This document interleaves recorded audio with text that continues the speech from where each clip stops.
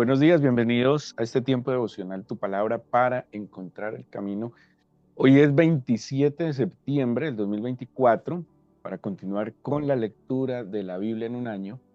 Vamos a leer el libro de Isaías, capítulos 39 y 40, y la carta de San Pablo a los Gálatas, capítulo 5. Isaías 39 y 40 y Gálatas 5.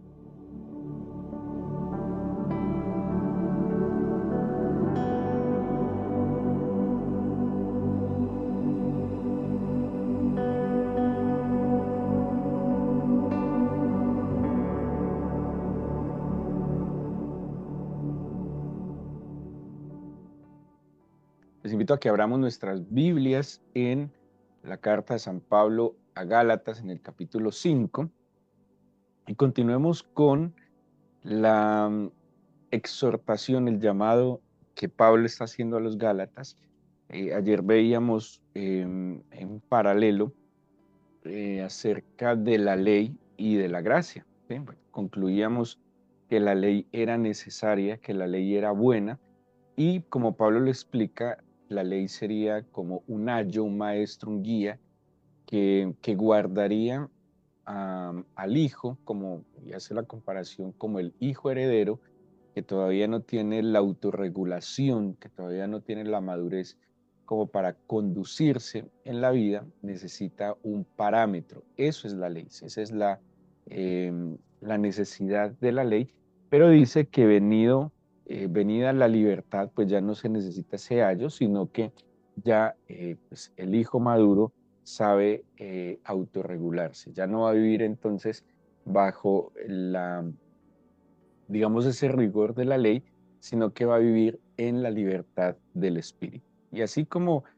poníamos de un lado la ley y la gracia, pues también Pablo hace una comparación de que andar bajo el esquema de la ley trae de alguna manera esclavitud, pero entender y vivir bajo el esquema de la gracia trae libertad. Entonces, hoy vamos a ver en este capítulo cómo esas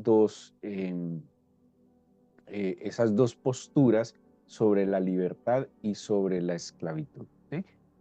Y empieza el capítulo 5 diciendo, de hecho, haciendo un llamado a estar firmes en la libertad, dice así el versículo 1 de Gálatas 5, estad pues firmes en la libertad con que Cristo nos hizo libres y no estéis otra vez sujetos al yugo de la esclavitud. Desde aquí en adelante va a desarrollar esta idea sobre la libertad y la esclavitud. ¿Cuál es el llamado que hace? Bueno, mantengámonos firmes en la libertad. ¿Sí? Él va a hacer digámoslo, unas aclaraciones muy necesarias. La libertad no es, digamos, la capacidad que yo pueda tener de hacer lo que se me venga en gana, ¿sí? No es la capacidad de hacer lo que quiera, cuando quiera y con quien quiera, ¿vale? La libertad obviamente implica también unas responsabilidades. La libertad no es simplemente, como hablábamos ayer, una emancipación para que entonces yo decida hacer lo que creo que quiero hacer. De hecho, quien termina usando esa supuesta libertad para caer en desenfrenos termina siendo esclavo. ¿Sí? La libertad que el Señor nos ha concedido es la capacidad de que tomemos siempre las mejores decisiones, de que en últimas fuimos creados para depender, y la libertad tiene que ver entonces con que tenemos la opción de escoger de quién vamos a depender. Cuando estamos lejos del Señor, cuando le desconocemos, pues ahí no hay opción. Simplemente dependemos de otros, dependemos, no sé, de hábitos, dependemos de cosas, dependemos de personas, pero tal vez algunas de ellas nos van a llevar a la destrucción. Por el contrario, el Señor pues nos ha ofrecido la salvación y dentro de lo que es la salvación, la vida eterna. Así que Pablo hace un llamado y dice, bueno, manténganse firmes en la libertad que Cristo nos hizo libres y no estéis sujetos bajo el yugo de la esclavitud. ¿Sí? A ver, de nuevo, la ley no era mala. solo que la ley se tornaba insuficiente para traer la plenitud al ser humano, ¿sí? Pero de nuevo, si fuese mala, el Señor Jesús no hubiera dicho, yo vine a cumplir la ley. Era insuficiente porque el hombre no calificaba, había una incapacidad de que el hombre cumpliera la ley. Por eso esta ley ahora se cumple en la vida de fe de Jesucristo, donde no es, yo no soy justificado por unas obras en mis propias capacidades, sino que soy justificado por la fe en que el Señor perfeccionó estas obras. Y ahora yo tengo que esforzarme en algo, solo que el esfuerzo, el enfoque del esfuerzo que yo voy a hacer es diferente. Antes de Cristo tenía que esforzarme en tratar de cumplir cada uno de los mandamientos, cada una de las leyes, cada uno de los estatutos, cada uno de los juicios, pero en Cristo mi esfuerzo debe estar es en mantener una relación permanente, profunda, personal con el Señor. Ese es mi esfuerzo. Y en tanto yo mantenga esa relación, voy desarrollando algo que Pablo lo explica, la vida en el Espíritu. O sea, que en mí no gobiernan mis impulsos, mis deseos, mis pareceres, sino que poco a poco empieza a gobernar el Espíritu del Señor en mí. ¿Y a qué me va a llevar ese Espíritu? A amar, a perdonar, a pedir perdón, a dejar el orgullo, a dejar la ira, a dejar las contiendas, a dejar la deshonestidad, ¿sí? Poco a poco esa relación va afectando para bien mi ser interior y me va llevando a actuar libremente de la mejor manera. ¿Sí? Veamos un poco más que dice Pablo en este capítulo 5. Dice y aclara más adelante que no usemos la libertad como ocasión para la carne. Dice en el versículo 13, vosotros hermanos a libertad fuisteis llamados, solamente que no uséis la libertad como ocasión para la carne, sino servíos en amor, por amor, perdón, los unos a los otros. ¿Sí? ¿Qué nos está diciendo? Pues somos libres, podemos elegir ahora las mejores cosas, pues tomemos la mejor elección. ¿Sí? O sea, tengamos la sabiduría, la humildad para que lo que elijamos sea lo mejor, sea lo más conveniente, sea lo que glorifique al Señor y que pues a nosotros también nos convenga. ¿Sí? Tomemos la mejor decisión, elijamos lo que es más conveniente para nosotros y más agradable para el Señor. Dice también que el que está en la libertad, el que mantiene firme en la libertad, como lo acabamos de leer, sirve por amor al prójimo. ¿Sí? No sirve simplemente por intereses egoístas, sino que procura en verdad el bien del prójimo. Y como lo va a decir más adelante el versículo 16 dice, digo pues, andad en el Espíritu, ¿sí? La libertad implica andar en el Espíritu. ¿Sí? Ahora, en una imagen mental que tal vez equivocadamente hacemos, nos imaginamos que andar en el Espíritu es como levitar, ¿sí? Como si estuviéramos flotando en el aire y nada nos afectara. No, andar en el Espíritu es esa constante lucha que estamos librando entre lo que el entorno afecta a nuestra vida y nos quiere inclinar a apartarnos del Señor y pues la inclinación a filtrarlo todo, por decirlo de alguna manera, a través de la luz del Señor. Bueno, una evidencia de que Cristo está en la vida del creyente es que hay lucha, ¿no?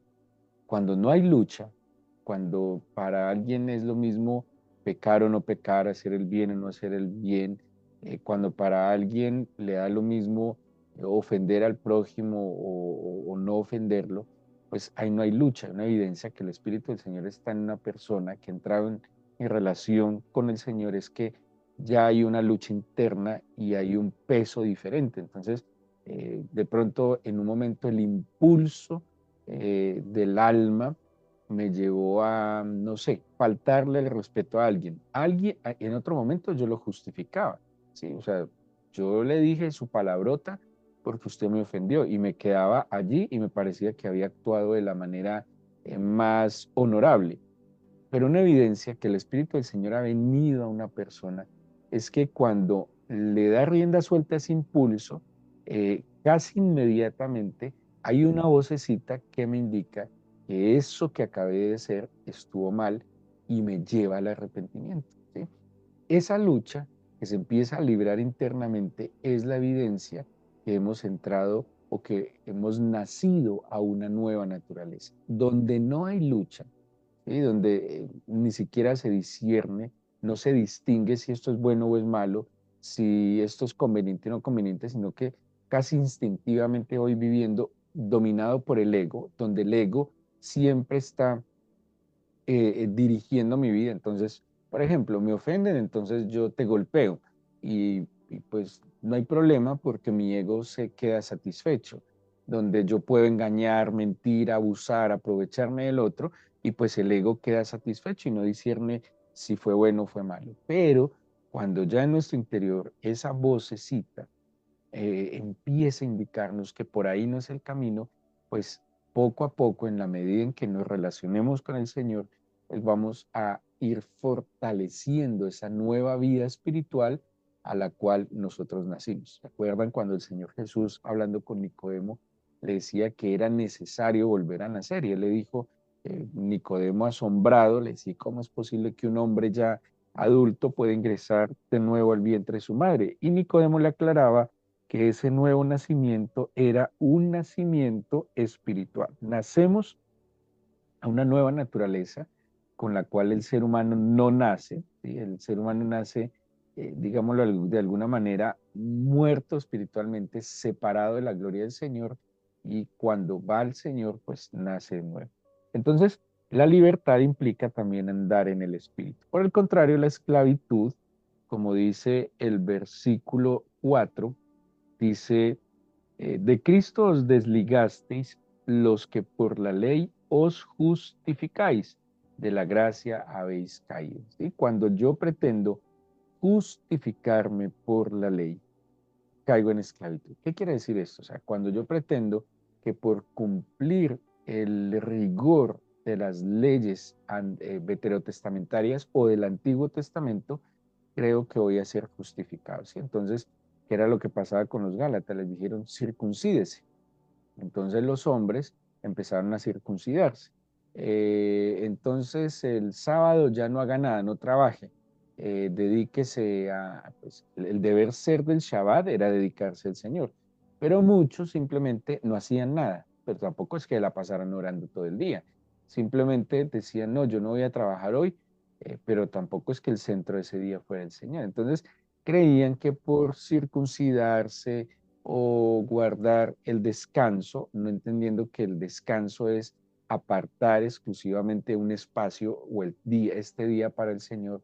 Eh, digamos que entonces empieza a, decir, a guardar, que es lo que Pablo también les dice, el primer día del mes, para ellos es una celebración, unos rituales, celebrar el primer día del mes, que es con la luna nueva, y empieza a decir, guardan fechas, guardan festividades, entran en un rigor y creen que esas obras sin fe los van a justificar.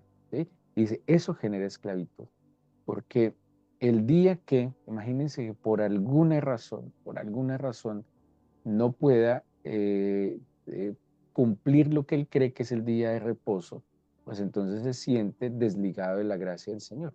Es como, se los voy a poner, para muchos cristianos, eh, a ver, espero que que lo pueda comunicar de la manera adecuada.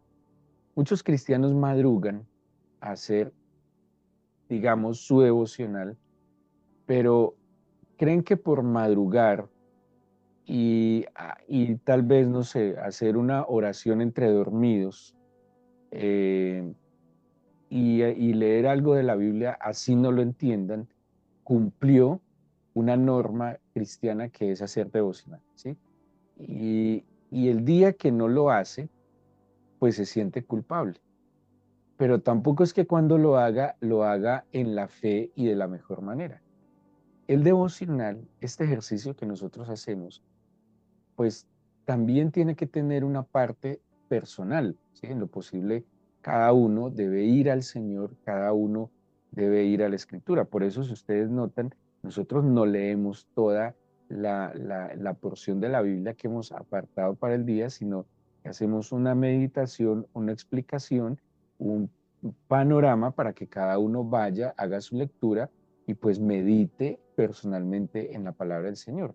Pero este acto tiene sentido cuando yo lo hago en fe y cuando lo hago en libertad, ¿sí? Pero habrá un día, si usted por alguna razón pasó mala noche, por alguna razón no durmió bien, pues es normal que tal vez no pueda madrugar, pero eso no determina su relación con el Señor, ¿sí? Pero cuando no lo hago en esta libertad y con convicción y de la mejor manera, porque entonces diremos, yo cumplo con que todos los días madrugo a buscar al Señor. En verdad, busca al Señor, porque cuando al Señor se le busca, se le encuentra, ¿sí? Cuando de todo corazón al Señor se le busca, es que eso dice la Biblia. Me halla el que temprano me busca, el que le busca, no simplemente el que trata de cumplir un rigor que muchas veces él se estableció, ¿sí? El devocional no es una ley, por ejemplo. El devocional es digámoslo así, un buen hábito, ¿sí? Como mucha gente madruga muchas cosas, hay gente que madruga a hacer ejercicio, hay gente que madruga a leer el periódico, bueno, pues ya no se lee el periódico, las noticias, pues donde sea, pero el devocional es un hábito espiritual, ¿sí? Y pues como hábito debe hacerse de la mejor manera con fe, si no, no tiene sentido, ¿sí? Si usted lo hace porque cree que si no lo hace el Señor no lo bendice, no lo debe hacer, ¿sí? Hasta que usted no desarrolle una convicción, pues hágalo convencido. O lo otro es que el hábito, cuando yo empiezo a practicar el hábito, me lleva también a la convicción. Esa es otra. La disciplina sí me puede llevar a mí a desarrollar un hábito de convicción. Pero sigamos con Pablo. Dice entonces que andar en esclavitud es satisfacer los deseos de la carne, lo que dice el versículo 16. Y luego Pablo nos va a poner en paralelo eh, una, ¿cómo les explico? Pues como está hablando de la libertad y de la esclavitud, la libertad la asimila a andar en el espíritu y la esclavitud a satisfacer los deseos de la carne. Pablo entiende que nosotros somos una parte, digamos, tenemos una dimensión física material y tenemos una dimensión que es inmaterial. Esa dimensión inmaterial hará referencia al espíritu y al alma. Yo no puedo tocar un pensamiento, yo no puedo ver un pensamiento, yo no puedo oler un pensamiento. Asimismo, yo no puedo tocar el espíritu, ¿sí? Entonces, el ser humano tiene una parte inmaterial que es su espíritu y su alma, y una parte inmaterial y una parte material que es su cuerpo. Nosotros esencialmente, lo decía en estos días, somos espíritu con un alma y con un cuerpo, ¿sí? Nosotros no somos esencialmente cuerpo con espíritu y alma. ¿Y por qué lo sabemos? Porque si fuimos creados a imagen y semejanza de Dios, fuimos creados primero espiritualmente y luego el Señor, dice la Biblia, formó del polvo de la tierra el cuerpo del hombre. El cuerpo es el medio a través del cual nosotros estamos en este mundo, interactuamos en este mundo, pero en esencia somos espíritu. Se han notado que con el pasar de los años, el cuerpo se deteriora, se debilita, pero con el pasar de los años, el alma se fortalece, el espíritu se fortalece. Con el pasar de los años, el hombre interior crece en el Señor, aclaro, ¿sí? Porque hay gente que puede tener 90 años y toda su vida fue una disolución, y puede tener 90 años con mentalidad, comportamiento, actitudes y conductas de un adolescente, ¿sí? Se quedaron en la adolescencia. Pero el que camine en el deber ser, en el espíritu, aunque su hombre exterior se va deteriorando, porque es pasajero, es efímero, su hombre interior adquiere más sabiduría, más inteligencia, más prudencia, más conocimiento, ama más, perdona más, comprende más, es más paciente, porque en la esencia del ser humano está es en su ser interior, en lo inmaterial. Pablo dice entonces que el ocuparse de la carne, o sea, vivir y satisfacer solo los deseos físicos es muerte, porque al fin y al cabo es algo efímero y pasajero. Pero el andar en el espíritu es vida, y ese es el paralelo que nos hace, ¿sí? Y nos pone delante de nosotros, pues, qué naturaleza vamos a alimentar. Entonces, yo me he hecho el ejercicio mental desde hace muchos años de comparar estas dos naturalezas, inclinaciones, como si fueran un árbol, ¿sí? Cuando usted siembra un árbol, ¿qué hace si para que el árbol dé buen frutos? Pues busca que el árbol primero que se siembra quede bien enraizado. Entonces hay unos métodos para que ese árbol tenga buenas raíces, porque desde las raíces es que él se va a alimentar para que dé un buen fruto. Entonces, el buen árbol da buen fruto, eso también lo dice la Biblia. Entonces yo empiezo a cuidar el árbol. ¿Qué debo cuidar de ese árbol? Bueno, que no vengan bichos, que esté bien hidratado, en algún momento tengo que abonarlo, que tenga los nutrientes suficientes para que dé su fruto en su tiempo. El andar en la carne o satisfacer los deseos de la carne o andar en el espíritu es qué árbol voy a alimentar, ¿sí? De acuerdo al árbol que usted cuide, estamos hablando como de dos naturalezas, de acuerdo al árbol que usted alimente, que usted cuide, que usted se enfoque, a sí mismo dará fruto. El fruto es la consecuencia y resultado de la labor que yo estoy haciendo. Entonces, dice Pablo, si usted se ocupa de los deseos de la carne, si usted alimenta su cuerpo, entonces usted solo está mirando las cosas, entonces solo piensa en el vestido, en la comida, solo piensa en las cosas, entonces en las casas, lo que necesita mi casa. Si solo toda su vida está enfocada a lo material, ¿sí?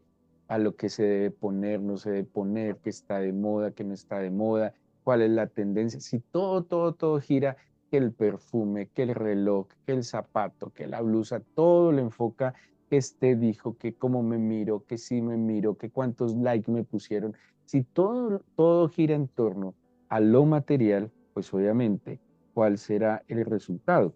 Entonces Pablo dice, manifiestas son las obras de la carne, o sea, los resultados de ocuparse en satisfacer los deseos de la carne. Entonces, ¿cómo se satisfacen los deseos de la carne?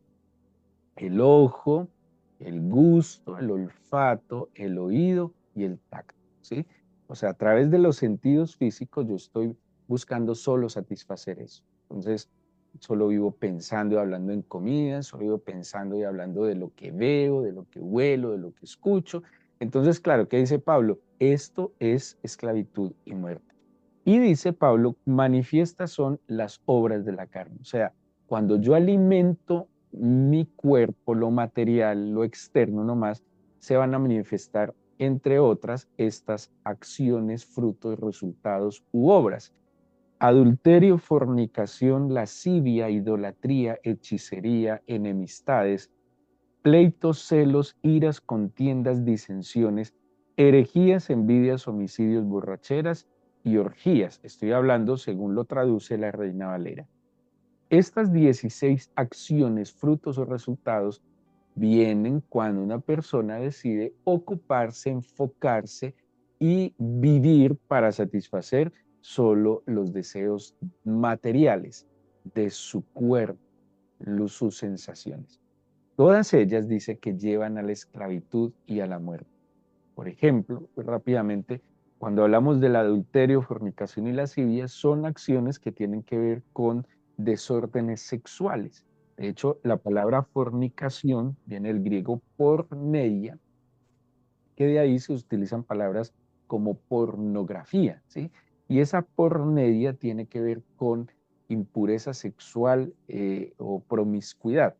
Adulterio en sí es la misma cosa, ¿sí? Porque tiene que ver con relaciones sexuales extramatrimoniales, pero aquí la palabra que trajeron como adulterio era acatercia, que quiere decir una inmundicia. Actos, mire, el hombre está tan degenerado que aprueba, por ejemplo, el tema sexual, el placer con objetos, con animales, bueno, cosas completamente contra la naturaleza. Fuimos hechos y creados en un diseño muy perfecto y el ser humano, al ocuparse de su carne, de su cuerpo, solo pues termina haciendo una cantidad de vejámenes y de cosas atroces, ¿sí? Y ya por eso llega un momento en que no le satisface al hombre la mujer o a la mujer el hombre, sino que empieza a buscar una cantidad de experiencias y terminan abusando de niños, terminan abusando de animales, bueno, una cantidad de cosas que son de verdad atroces y que el ser humano ya no las discierne, le parecen muy normales, porque acuérdese que lo común lo vuelven normal, pero no por eso tiene que ser normal. Entonces dice, y quien se ocupa en la carne, ¿esto a qué lo lleva? A la muerte, a la destrucción. Solo piense, enemistades, pleitos, celos, iras, contiendas, disensiones. Está hablando de malas relaciones interpersonales. Quien tiene malas relaciones personales, tarde que temprano va a tener un conflicto tal que lo puede llevar a la muerte y a la destrucción. Nosotros, quien anda en el espíritu no debería tener enemigos, ¿sí? O sea, no debería decir yo odio a este, no la voy con este, donde me encuentre con este. No, habrá oposición, habrá personas de las cuales pues no me quieran mucho, pero de ahí a tener enemigos, de verdad, el que vive en el espíritu no tiene tiempo para tener enemigos, no tiene tiempo para tener amistades. Seguramente vivir apartado de ciertos entornos, pero pues no está como en esa zozobra de que me van a hacer daño o se van a vengar de mí. Ahora, ¿qué es ocuparse del espíritu, andar en el espíritu? Dice, cuando yo cuido ese arbolito del espíritu, ¿cómo cuido el espíritu? Orando, eso me enseña la Biblia, ayunando, alabando al Señor, eh, obedeciendo al Señor, eh, meditando en su palabra, obedeciendo su palabra, pues obviamente también van a venir unos frutos. Así como cuando yo me ocupo de lo que veo, oigo, gusto, huelo o toco, y van a venir estos resultados que acabo de leer, pues cuando yo me empiezo a ocupar del Espíritu van a fluir otros frutos. ¿Cuáles? Amor, gozo, paz, paciencia, benignidad, bondad, fe, mansedumbre y templanza. O sea, que cuando yo empiezo a alimentar esa naturaleza espiritual, de manera natural, yo empiezo a experimentar amor, empiezo a experimentar gozo, empiezo a experimentar paz, paciencia, benignidad, bondad, fe, mansedumbre y templanza. Y usted lo puede evidenciar día a día en su vida. Cuando usted está ocupándose del espíritu y tiene un estímulo externo, digámosle una ofensa, y usted dice, ah, pobrecito, ¿qué problema tendrá que me ofendió de esta manera? Eso es fruto del espíritu, ¿sí? Quiere decir de que usted se ha estado ocupando del espíritu y su reacción fue misericordia, paciencia, pero cuando usted tiene un estímulo externo como, por ejemplo, una ofensa, y usted reacciona diciéndole hasta de qué se va a morir, ofendiéndole, maldiciéndole, incluso hasta maldiciéndole en el nombre del Señor, pues ¿qué está manifestando eso? Ira, contienda, disensión. ¿Sí? Entonces, en la cotidianidad, usted puede identificar de qué se está ocupando, del espíritu o de la carne. Y ahí es donde tenemos que tomar la mejor decisión. Bueno, yo voy a alimentar el espíritu.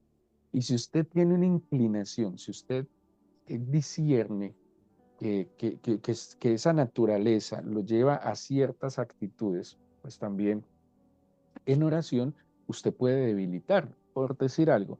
Sí, yo soy irascible, tengo un problema con la ira. Cuando me da mal genio quiero comer, matar y comer del muerto, ¿sí? Entonces, el ocuparse del Espíritu, Señor, ayúdame a tener control de la ira. Enséñame a ser más sosegado, más manso. Enséñame, Señor, a ver con más misericordia al otro. Toma este impulso que puede traerme la muerte o destrucción mía o la muerte o destrucción del otro. Entonces Pablo termina diciendo, quien, quien camina en el Espíritu, pues obviamente dice, contra tales cosas no hay ley, perdón, y dice el 25, si vivimos por el Espíritu, andemos también por el Espíritu, no nos hagamos vanagloriosos, irritándonos unos a otros, envidiándonos unos a otros. Dice, el que aprende a vivir en el Espíritu incluso se le facilita vivir en armonía con su prójimo. Pablo, lo van a leer, espero que lo lean, dice, pero es que ustedes se están mordiendo entre ustedes mismos. Y porque cuando se vive en la esclavitud de los deseos físicos, materiales, pues terminamos siendo envidiosos, contenciosos y desconfiando del prójimo.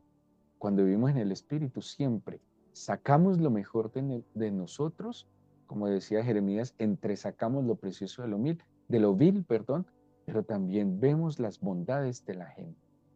Quien anda en la carne solo ve todo lo malo de la gente. Hay gente que es muy mala y perversa, y el que anda en el Espíritu también los discierne, los distingue y se aparta. ¿Sí? Pero quien anda en el Espíritu puede identificar la bondad en la gente y también la maldad para apartarse, no para simplemente juzgarlo y menospreciarlo, sino también para guardarse y orar en misericordia por él. Este es un desafío que Pablo pone delante de nosotros cuando le escribe a los Gálatas. ¿De qué nos vamos a ocupar? Le escribe también a los romanos en el capítulo 7 y 8, haciendo un paralelo un poco más detallado, que definitivamente el ocuparse del espíritu es vida, pero el ocuparse de la carne es muerte. A veces nos enfocamos más en lo que no tenemos, no somos, y descuidamos lo que en verdad el Señor ha hecho de manera extraordinaria. Oremos, pidámosle al Espíritu del Señor que hoy nos ayude, nos enseñe y nos permita caminar en el Espíritu, procurando ocuparnos del Espíritu. Señor, vamos a salir a nuestros deberes, a cumplir nuestros deberes, obligaciones, y nuestros sentidos, sin duda alguna, serán estimulados. Por eso madrugamos, por eso te buscamos en la mañana, para que nuestro espíritu reciba el primer estímulo, para que se fortalezca y que durante el día, Señor, sepamos distinguir, apartarnos, examinarlo todo y retener solo lo bueno y desechar lo malo. Ayúdanos a poner nuestra mirada en ti, dice la Biblia, puesto los ojos en Jesucristo, el autor y consumador de la fe. Hoy vamos a ver cosas tal vez no muy agradables, escuchar cosas tal vez muy agradables que puedan afectar nuestro corazón, a percibir cosas que pueden afectarnos. Pero tú, Señor, blíndanos con tu espíritu y donde quiera que estemos, Señor, déjanos percibir que tú estás alrededor de nosotros como ese escudo protector. Permítenos hoy ver lo mejor que tienes para nosotros. Llévanos de tu mano. Hoy tenemos desafíos, Señor, seguramente tendremos algunas dificultades, pero te pedimos que en tu gracia y misericordia nos ayudes a superarlas y a sobreponernos a ellas. Danos tu bendición en este nuevo día, Señor. Te lo pido en el nombre de Jesús. Amén.